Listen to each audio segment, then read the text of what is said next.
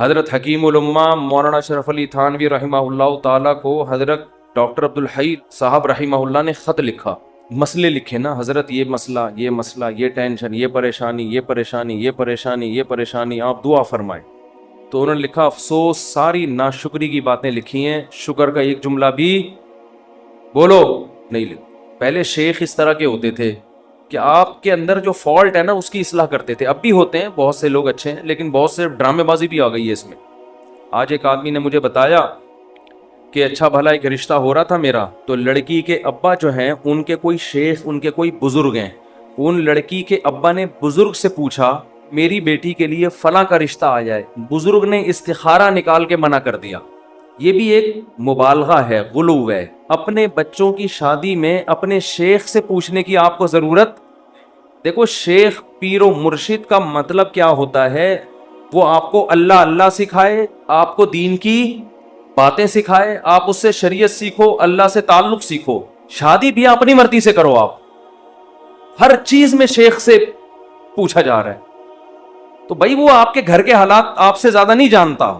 باپ جتنا اچھا بیٹی کے لیے فیصلہ کر سکتا ہے، ماں جتنا اچھا فیصلہ کر سکتی ہے، پیر و مرشد نہیں کر سکتا۔ پتہ نہیں کیا بنا لیا لوگوں نے پیر و مرشد کو، اپنی شادی بھی پیر صاحب جہاں کہیں گے وہاں ہوں گی، بچے کی شادی بھی پیر صاحب۔ وہ بھائی پیر ہے یا تمہارا باپ ہے، یہ خدا ہے؟ یہ پیر صاحب اللہ اللہ سیکھنے کے لیے، ان کو بولیں بس اللہ اللہ سکھائیں، ٹھیک ہے نا؟ اس کے علاوہ مجھ سے لوگ آ کے، بہت سے عقیدت مند لوگ ہیں مجھ سے آ کے پوچھ رہے ہوتے ہیں میری بچی کا یہ مسئلہ وہاں کر دوں۔ میں کہتا نہ میں آپ کی بچی کو جانتا ہوں، نہ میں اس کمبخت کو جانتا ہوں معذرت کے ساتھ جس سے آپ کی بچی کی شادی، میں کہاں مشورہ دوں گا، خود فیصلہ کرو بھائی۔ تو اتنا زیادہ اپنے گھروں میں یہ جو پیر و مرشد ٹائپ کی چیزیں ہیں، جو اور ایک نمبر پیر ہوگا نا وہ یہی مشورہ دے گا، کہے گا بھائی اللہ اللہ سیکھو، مجھے کیا پتا کہ آپ نے کہاں شادی کرنی ہے کہاں نہیں کرنی ہے، تو آپ کا گھریلو معاملہ ہے۔ طلاقیں دے رہے ہیں پیر سے پوچھ کے، طلاقیں کس سے پوچھ کے دے رہے ہیں؟ پیر و مرشد سے پوچھ کے۔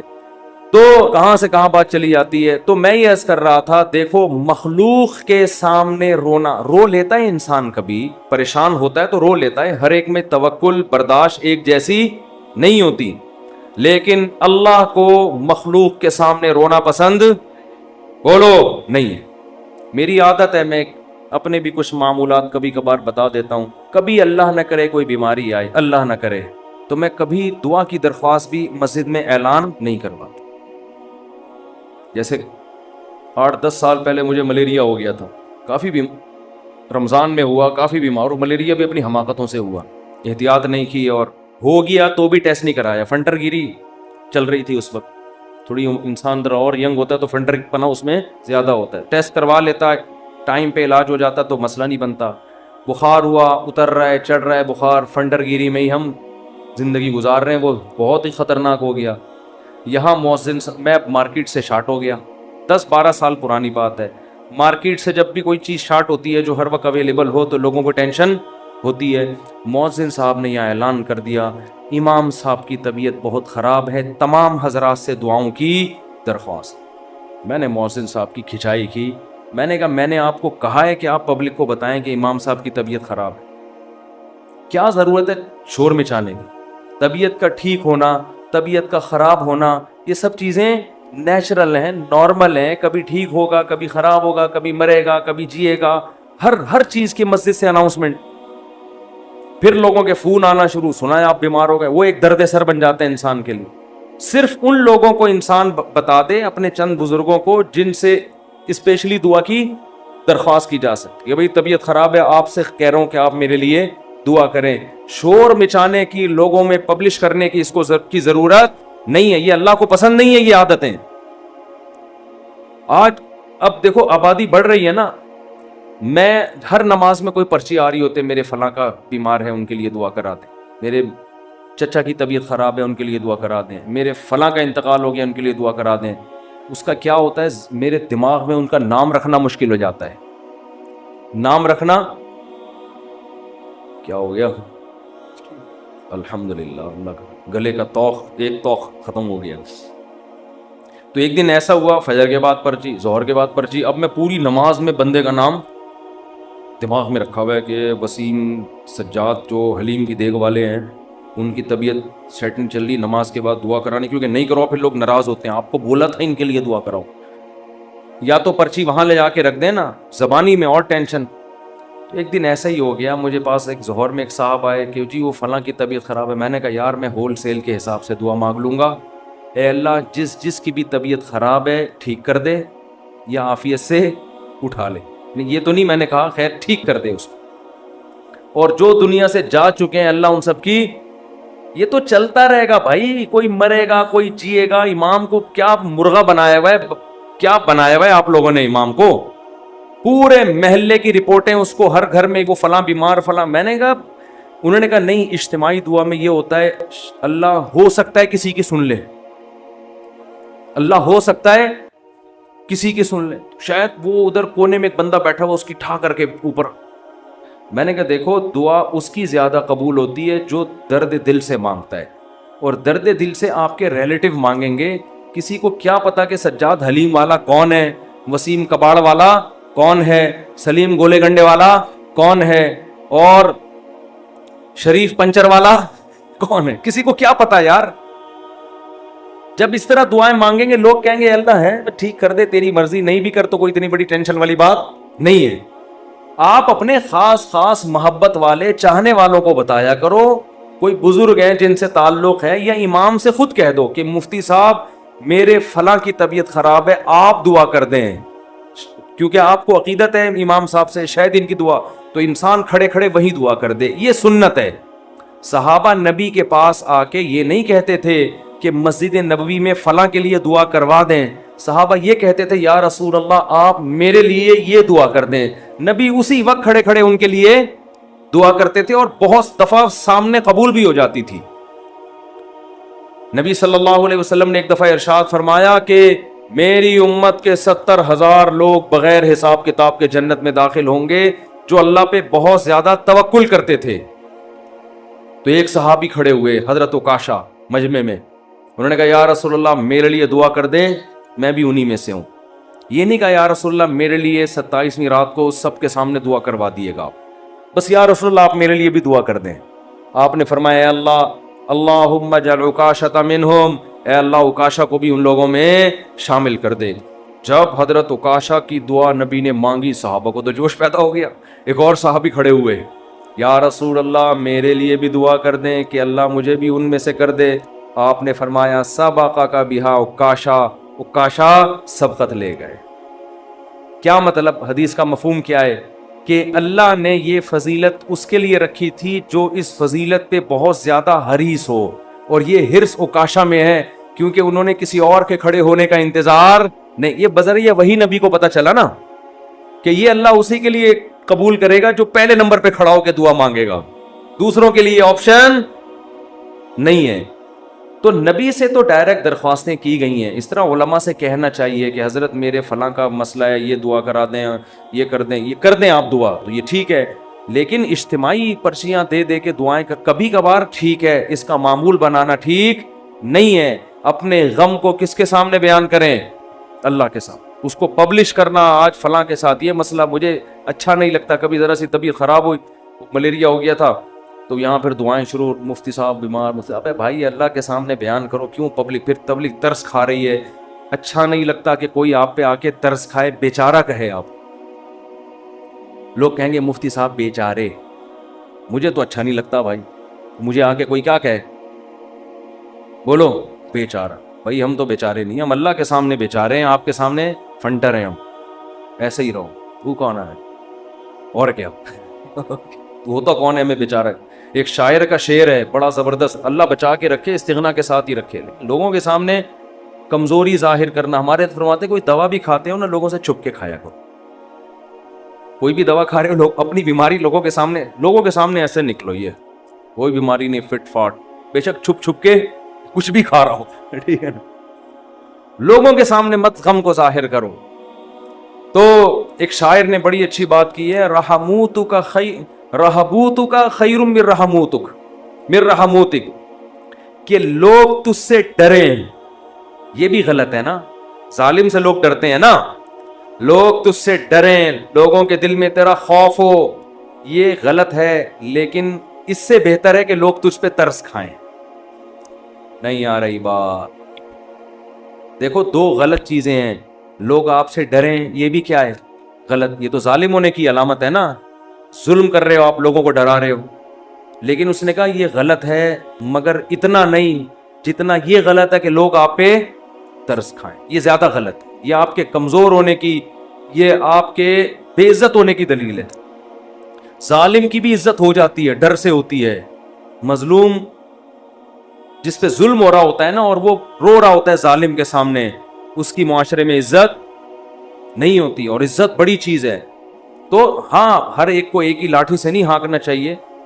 ایک حد تک لوگ برداشت کرتے ہیں، اس کے بعد انسان کے حوصلے پست ہو جاتے ہیں. تو اس لیے ان چیزوں کا معمول ختم کریں. لوگوں کے سامنے مت بتائے کریں یہ ہو گیا فلان ہو گیا. اللہ کے سامنے روئے انسان، اللہ کے سامنے اپنی حاجت. تو لوگوں کے سامنے اپنا غم بیان کر کے رونے سے عزت بڑھتی ہے یا کم ہوتی ہے؟ کم.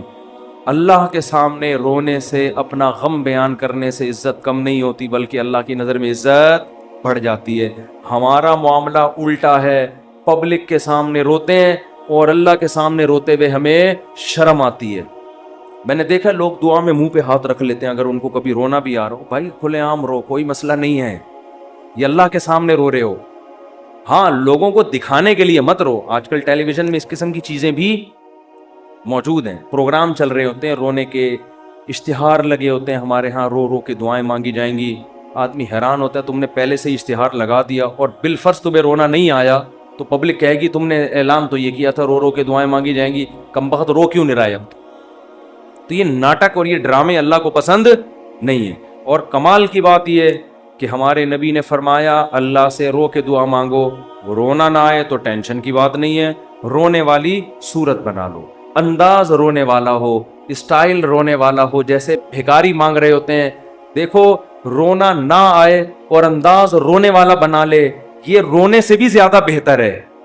کیونکہ اللہ کہتا ہے کہ اس کے بس میں جو ہے وہ اس نے چھوڑا نہیں ہے. کیونکہ جب رونا آتا ہے تو دعا میں دل لگتا ہے، رونا نہیں آتا تو دعا میں دل نہیں لگتا، پھر بھی انسان مانگتا ہے. یہ ادا اللہ کو زیادہ پسند ہے. بہت مشکل ہے بات سمجھانا. بہت آج کل لوگ کہتے ہیں نا عبادت میں دل ہی نہیں لگ رہا. ارے عبادت میں دل لگے گا تو وہ تو مزہ آئے گا نا عبادت میں. کمال تو جب ہے جب دل نہ لگے پھر بھی کرو عبادت، پھر بھی عبادت کرے انسان. تو اللہ کے سامنے روتے ہوئے شرم محسوس بولو نہیں کرنی. جیسے اذان کہتے ہوئے شرم نہیں آنی چاہیے. سفر میں جب ہم جاتے ہیں نا، بعض دفعہ ٹرین جنگل سے گزر رہی ہوتی ہے.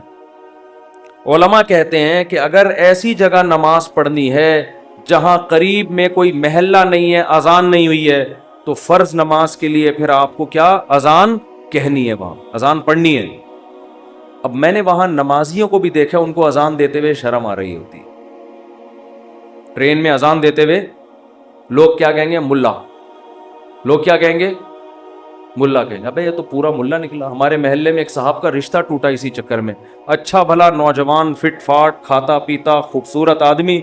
اس کے لڑکی والے آ گئے گھر میں منگنی کرنے کے لیے، اتنے میں اذان کی. لڑکا گھر میں نہیں تھا، اذان کی آواز آئی. اب لڑکے والوں نے فخر سے بتایا کہ پتہ ہے ہمارا بیٹا اذان دے رہا ہے، یہ جو اذان ہے نا یہ ہمارا بیٹا دے رہا ہے. لڑکی والوں نے کہا ابے یہ تو ملا نکلا. یہ کیا نکلا؟ یہ سچا واقعہ بتا رہا ہوں. اس بیس پہ انہوں نے رشتہ توڑ دیا. تو کل قیامت میں پتہ چلے گا بھائی. اللہ کہے گا جاؤ ان لبرل لوگوں کے ساتھ اسی جہنم کی آگ میں جاؤ. وَإِذَا نَادَيْتُمْ إِلَى الصَّلَاةِ اتَّخَذُوهَا هُزُوًا وَلَعِبًا. قرآن کہتا ہے جب تم اذان دیتے ہو تو یہود و نصارہ اس اذان کا مذاق اڑاتے ہیں. تو اللہ کا نام آسمانوں میں بلند کرتے ہوئے ہمیں شرم محسوس نہیں کرنی چاہیے. اس لیے کبھی جنگل میں، ٹرین میں، جہاں ٹرین اگر اسٹیشن پہ ہے تو اذان کی ضرورت نہیں ہے، لیکن اگر جنگل میں ہے اور آپ نے فرض نماز پڑھنی ہے تو ایسے ٹرخانے والے طریقے سے نماز نہ پڑھا کرو، بلکہ پراپر طریقے سے کھڑے ہو کر قبلہ تلاش کرو کدھر ہے، پراپر طریقے سے اذان دو. اس میں اگر شرم آ رہی ہے تو اور زیادہ دو. ٹھیک ہے نا؟ اللہ کو بتاؤ کہ اللہ ان کمبختوں کو نماز چھوڑتے ہوئے شرم نہیں آ رہی تو مجھے تیرا نام بلند کرتے ہوئے شرم کیوں آئے گی؟ اذان بہت بڑی عبادت ہے، اللہ کی کبریائی آسمانوں میں بلند ہوتی ہے. اور ایک بات اذان پہ آئی ہے تو یہ بھی بتا دوں، اذانیں بہت لمبی کھینچنا یہ سنت نہیں ہے. آج کل اذان شروع ہوتی ہے اللہ کو اتنا کھینچتا ہے، اذان کو اتنا کھینچتا ہے. یہ مد کہیں بھی ثابت نہیں ہے اذان میں. دیکھو اللہ اکبر میں جو الف کی مقدار ہے نا، اللہ، یہ اللہ ہی ہے بس، اللہ نہیں ہے کہیں بھی. تجوید کی روح سے ادھر مد بنتا ہی نہیں ہے. ہاں جب آپ کہتے ہیں حی علی الصلاح تو یہاں مد ہے، صلاح کو کھینچ سکتے ہیں، حی کو نہیں کھینچ سکتے. حی علی الصلاح، لوگ کیا کریں، حی علی الصلاح، عجیب عجیب اذانیں ہو رہی ہیں. ایک دفعہ ہم کہیں گئے نماز پڑھنے کے لیے، تو اذان جب شروع ہوئی نا تو وہ کہنے لگے ایسے اسٹائل میں اذان کے، میں ابھی بتاؤں گا تو پھر وہ میم بن جائے گی اس پہ. تو بس وہ خود ہی سوچ لیں. ہم لڑکے بیٹھے تھے، ہم کو ہنسی آنے لگی. ہم نے کہا یہ کیا کر رہا ہے، پتہ نہیں اذان دے رہا ہے کیا کر رہا ہے. ایک امام نماز پڑھا رہے تھے، السلام، پوری نماز صحیح پڑھائی. جب وہ سلام پھیرنے لگے تو السلام علیکم ورحمۃ اللہ. ہم نے کہا یار اچھا بھلا السلام علیکم ورحمۃ اللہ پڑھ رہے تھے، السلام علیکم ورحمۃ اللہ کر کے ادھر گھما گئے. عجیب، نہ قرآن سیکھتے ہیں نہ اذان سیکھتے ہیں. جس کو کھڑا کر دو لے جا کے بس وہ شروع کر دیتا ہے. ایک امام کے پیچھے ہم نے نماز پڑھی دیہات میں، وہ پوری سورہ فاتحہ غلط پڑھ رہے تھے لیکن ان کو توئیں پڑھنا آتا تھا. بس انہوں نے نورانی قاعدے میں توئیں کا لفظ اچھی طرح سیکھ لیا تھا. تو ہوتا ہے، یہ تا نہیں ہوتا. باقی کچھ سیکھا نہیں انہوں نے. اب وہ نماز پڑھا الحمدللہ رب العالمین، حمدو کو پڑھ رہے ہیں حمدو. ہم نے برداشت کر لیا. اہدنا الصراط، صاد نہیں نکل رہے، لیکن جہاں تو آئے گی نا کہتے ہیں اہدنا الصراط المستقیم. ٹھیک، ہم کہہ رہے یار پورا غلط پڑھ رہے ہوتے ہیں، لیکن جہاں تو آتی ہے ایک دم. تو یہ چیزیں سیکھنے کی ہیں بھائی. اتنا موٹا موٹا قرآن یا موٹی موٹی اذان ہر مسلمان کے لیے سیکھنا ضروری ہے. تو اذانوں کو بہت زیادہ کھینچا نہ کریں. ایک تو خلاف سنت بھی ہے، دوسرا لوگوں سے پھر ادب نہیں ہوگا اذان کا.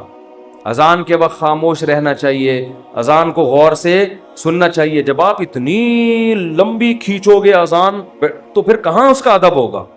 کافی ٹائم لگ جاتا ہے اس میں. مختصر اذان دے، مختصر، اللہ اکبر اللہ اکبر، پھر اللہ اکبر اللہ اکبر، بس اشہد ان لا الہ الا اللہ. لا پہ مد ہے، الہ پہ نہیں ہے. نہیں آ رہی بات. ہم ایسے ہی اذان دیا کرتے تھے. لوگ کہتے ہیں حرم میں اتنی لمبی اذانیں ہو رہی ہیں. وہ حرم کا ماحول ہے، ایک حرم کی ایک برکت ہے. وہاں لمبی اذان ہی تو سننے کے لیے جاتے ہیں لوگ. بہت سے عرب علماء کو اس پہ بھی اشکالات ہیں. بہت سے عرب تو کہتے ہیں یہ حرم میں بھی جو اتنی لمبی ہو رہی ہے یہ خلاف سنت ہے. لیکن وہ تو حرم کا معاملہ ہے، ان کو اپنے حال پہ چھوڑ دو. وہ پھر بھی وہاں مسئلہ یہ ہے کہ وہاں کا تو ماحول ہی ایسا ہے نا. نارملی جب آپ اذان دیں تو اتنی لمبی اذان نہیں ہونی چاہیے کہ لوگوں کے لیے اس وقت خاموش رہنا، اس کا ادب کرنا ایک آزمائش بن جائے. اور پھر اسپیکر اتنے بھاری بھرکم نہیں ہونے چاہیے کہ اس اذان سے لوگوں کے کان کے پردے پھٹنا شروع ہو جائیں. اس سے لوگ پھر ان شاعر اسلام کی عزت کرنے کے بجائے توہین کرنا شروع کر دیتے ہیں. خاص طور پہ غیر مسلم ممالک میں جہاں آپ کو کوئی اذان کی پرمیشن دے دے تو اعتدال سے اذان دیں، ان کے آرام کا خیال رکھیں. تو جلدی سے میں یہ بات کو ختم کروں. دیکھو دعائیں مانگنے میں شرم اور عار محسوس نہ کرو. اللہ کے سامنے گڑ گڑانے میں شرم اور عار محسوس نہ کرو، اس کا معمول بنا لو. حضرت عمر فرمایا کرتے تھے کہ میری دعا قبول ہو رہی ہے یا نہیں مجھے اس سے غرض نہیں ہے، مجھے اس سے غرض ہوتی ہے کہ مجھے دعاؤں کی توفیق مل رہی ہے کہ نہیں مل رہی. تو جتنی دعائیں ڈاکٹر ٹھیک کرے گا، جا مانگ ڈاکٹر سے، میری مرضی میں ٹھیک کروں نہ کروں، لیکن تو نے یہ بتا دیا ہے کہ تو مجھے اپنا محتاج، تو اپنے آپ کو میرا محتاج نہیں سمجھتا. تو نے اپنے عمل سے یہ ثابت کر دیا ہے کہ تو اپنے آپ کو نہیں سمجھتا کہ میں اللہ کا محتاج. تو نہیں سمجھتا کہ اللہ سب کچھ کر سکتا ہے. اس لیے اللہ کی نظر میں دعا کی ویلیو ہے. اگر آپ کا کوئی مسئلہ اٹکا ہوا ہے اور آپ اس کے اسباب اختیار کرتے ہو، دعا نہیں مانگتے، اللہ کہتے ہیں تیرا یہ خیال ہے کہ مسئلے میں دور نہیں کر سکتا، مسئلے تیرے گورنمنٹ دور کرے گی. تو یہ تکبر ہے جو آپ کو سزا کا ذریعہ بنے گا اور برکتیں چھین لے گا آپ کی زندگی سے. اس لیے قرآن کے الفاظ دیکھو، وقال ربکم ادعونی استجب لکم، اللہ کہتے ہیں کہ مجھ سے دعا مانگو، میں تمہاری دعا کو قبول کروں گا. ٹھیک ہے بھائی، یہ آپشن ہے نا. آپ بتاؤ جب کوئی گورنمنٹ کسی کو کوئی آپشن دیتی ہے یا کوئی بینیفٹس دیتی ہے تو گن پوائنٹ پہ تھوڑی دیتی ہے. بھائی گورنمنٹ نے یہ کہا کہ قرضہ ملے گا بغیر سود کے، غریب لوگوں کو چاہیے اپنا مکان بنائے، یہ کہے گی نا گورنمنٹ. آگے دھمکی تو نہیں دے گی جس نے قرضہ نہیں لیا نا ہم سے مکان بنانے کے لیے اس کو شوٹ کر دیا جائے گا، ایسی دھمکی دے گی کبھی؟ تو یوں ہی کر دو اگر منہ سے نہیں نکل رہا کچھ. دھمکیاں دے کے کبھی کسی کو کوئی سہولت دی جاتی ہے؟ ہاں دیہاتی مائیں کرتی ہیں ایسا. وہ ایک آدمی نے پرینک بنایا کہ انگریزوں کی مائیں اور پاکستانیوں کی مائیں میں کیا فرق ہے، بڑا زبردست تھا. انگریز کی ماں کھانا لا کے رکھ دے گی، کھانا ہے کھا، نہیں تو یہاں سے دفع ہو جا. ٹھیک ہے. پاکستانی اور دیہاتی ماں کیا کرے گی؟ وہ میرا بیٹا کھا لے، یہ میں نے تیرے لیے پکائی ہے بریانی، میں نے تیرے لیے یہ پکایا ہے. پہلے منتیں کرے گی، بچہ نہیں کھائے گا تو دھمکیاں دینے پہ آ جائے گی، کھا ورنہ میں تھپڑ ماروں گی تیرے کی. بے غیرت، تو نے بنوایا کیوں مجھ سے؟ یہ مجھے پتہ نہیں ہے. یہ تو نارملی ایسا ہوتا نہیں ہے کہ آپ کسی کو کوئی نعمت دے رہے ہو اور ساتھ میں بندوق نکال کے بولو کہ یہ لو. کسی کو آپ نے ہدیہ دیا، 100 روپے، 1000 روپے، 500 روپے آپ نے کسی کو دیے یا آپ کی خدمت میں، وہ کہہ رہے یار میں تو ابھی ضرورت نہیں ہے آپ کا، بڑی نوازش، آپ بندوق نکال لے، تو یہ ہدیہ رہے گا؟ یہ ہدیہ تھوڑی رہے گا. تو کوئی بھی جب حکومت یا کمپنی کسی کو سہولت دیتی ہے تو وہ گفٹ کو پھر گفٹ ہی قرار دیتی ہے. لیکن اللہ کا اسٹائل یہاں پہ بالکل انداز بالکل الگ ہے. اللہ کیا کہتے ہیں؟ مجھ سے مانگو. یہ بینیفٹس مل رہے ہیں نا اللہ کی طرف سے، ہے بھائی. اللہ کیا کہہ رہے ہیں؟ مجھ سے مانگو اور میں جو مانگو گے میں وہ تمہیں دوں گا. بس یہ اللہ ٹھیک ہے، ہمیں تو نے بتا دیا کہ ہم مانگیں گے اور تو دے گا، ہمیں یہ بات پتہ چل گئی، اب ہماری مرضی، ہم جب چاہیں تو اس سے مانگے. ہمیں یہ سہولت کا پتہ چل گیا، اب ہم ہماری مرضی، اب ہمارے کہتے ہیں اٹس اپ ٹو یو، کہتے ہیں نا یہ اب آپ کے اوپر ہے، آپ مانگے یا نہیں مانگے. نہیں آگے اللہ نے بندوق نکال لی ہے. ٹھیک ہے نا، بندوق نکال لی. اللہ کہتے ہیں ان الذین یستکبرون عن عبادتی، یاد رکھو مجھ سے مانگنے میں تکبر کیا. میں نے تو کہا ہے مانگو، اگر نہیں مانگا کبر سے کام لیا کہ نہیں جی ہم نہیں مانگ رہے، سیدخلون جہنم داخرین، ذلیل کر کے جہنم کی آگ میں پھینک دوں گا. بڑے بھائی اللہ تو ہمیں گفٹ دے رہا ہے دعا کا یا جرمانہ لگا رہا ہے؟ کیا کر رہا ہے؟ سمجھ میں آنے والی بات ہے؟ کوئی سمجھ میں آنے والی بات؟ بالکل سمجھ میں نہیں آ رہی ہے. یہی وجہ ہے کہ قرآن میں اور مقام پہ جب اللہ نے کہا نا میری یہ نعمتیں کھاؤ، تو پھر یہ نہیں کہا نہیں کھاؤ گے تو یوں کر دوں گا، یہ نہیں کہا. اللہ نے قرآن میں کہا کلو وشربو، کھاؤ اور پیو، حد سے تجاوز نہ کرو. یہ نہیں کہا اگر نہیں کھایا نا تو جہنم میں پھینک دوں گا، یہ کہا قرآن نے. کیا ہو گیا بھائی؟ اللہ نے کہا فن کے ہو، نکاح کرو، یہ نہیں کہا نہیں کیا نا جہنم میں پھینک دوں گا میں. بشرطے کہ گناہ سے بچے انسان، گناہ کرو گے پھر تو جاؤ گے جہنم میں. لیکن جو بھی اللہ نے نعمتیں دی ہیں ان کو بندوق کی نوک سے نہیں اللہ نے کہا، کیونکہ وہ نعمت پھر نعمت رہتی نہیں ہے، وہ نعمت تھوڑی رہتی ہے پھر وہ. لیکن یہاں اللہ کیا کہہ رہے ہیں؟ مجھ سے مانگو میں تمہیں دوں گا. ہم خوش ہو گئے، زبردست، اللہ کی طرف سے انعام مل گیا. ٹھیک ہے، جب سہولت سے ٹائم ملے گا تو مانگ لیں گے، موڈ ہوگا. اور نہیں بھی مانگا تو اللہ نے بس ایک آپشن دیا ہے کہ مانگو گے تو ملے گا. لیکن اللہ نے کیا کیا؟ انداز دیکھو، کہا کہ اگر نہیں مانگا، اگر نہیں مانگ تو جہنم میں ذلیل کر کے داخل کر دوں گا. سوال پیدا ہوتا ہے اللہ یہ تو گفٹ دے رہا ہے یا ہمیں ڈرا رہا ہے، آزمائش میں ڈال رہا ہے؟ اللہ کہتے ہیں گفٹ بھی دے رہا ہوں لیکن یہ بہت بڑی آزمائش بھی ہے. کیونکہ اگر کوئی بہت بڑا سیٹ آپ کو ایک خالی چیک دے اور کہے اس پہ پیسے لکھو اور سائن کر دو، اور آپ اس چیک کو اٹھا کے اس کے سامنے ڈسٹ بن میں ڈال دو، اس کا مطلب آپ یہ نہیں ہے کہ آپ کو پیسوں کی ضرورت نہیں ہے، آپ کا سیٹ کے بارے میں خیال ہے کہ اس نے جھوٹا چیک دیا ہے، یہ جھوٹ بول رہا ہے، ورنہ کبھی آپ اس کو ڈسٹ بن میں اٹھا کے نہیں پھینکتے. बहुत मुश्किल है बात समझाना, बहुत मुश्किल। आप गरीब हैं, खाने को रोटी नहीं है, एक सेठ ने आके आपको एक सोने की डली पकड़ा दी, कहा ले मौज करिए, करोड़ों रुपए की है। आपने उठा के उसको आपने कहा आपने अच्छी ऑफर की मुझे, बहुत अच्छा तोहफा है, बहुत खुशी हुई, अब आप जा सकते हैं। बेगम से कहा इसको कचरे में फेंक दो। सेठ को पता चलेगा ना तो वो कहेगा बेटा तू इतना बड़ा सेठ तो है नहीं कि तुझे इसकी जरूरत ना हो, ये तो मैं जानता, खाने को तेरे पास रोटी नहीं है। ये जो तूने इसको डस्टबिन में फेंका है ना, ये इसकी अलामत है तू मुझे झूठा समझता है कि मैंने तुझे जो सोने की डली दी है वो सोने की नहीं है, उस पर सोने का पानी चढ़ा हुआ है। तो ये किसके झूठ बोलने, ये असल में तू मेरे ऊपर इल्जाम लगा रहा है। अल्लाह कहते हैं मांगो, अल्लाह को पता है कि हम सब मोहताज हैं, हमारे दर्जनों मसाइल हैं, ऐसा दुनिया में कोई नहीं है जिसके सारे मसले हल हो गए। मसला हल होता है तो 20 मसले पैदा करके हल होता है वो। अब देखो कितने मसाइल हैं, किसी कोई बेरोजगार है, पैसे नहीं है, पैसे आ गए तो खतरात बढ़ गए, डकैती का खतरा, पैसे आ गए तो 10 मसाइल खड़े हो गए, और कोई मसला खड़ा हो गया, गुर्दे का मसला ठीक हुआ, हार्ट का पेशेंट बन गया, और 20 किस्म के मसाइल है ना। सब कुछ ठीक है तो फिर भी सुकून नहीं है जिंदगी में, नींद नहीं आ रही, नींद की गोलियां खा के सो रहे हैं। दुनिया में टेंशन लेस आदमी कोई भी नहीं है। अब अल्लाह ने कहा मांगो, अब हमें अल्लाह ने ब्लैंक चेक दे दिया है कि जो लिखोगे मैं दे दूंगा तुम्हें।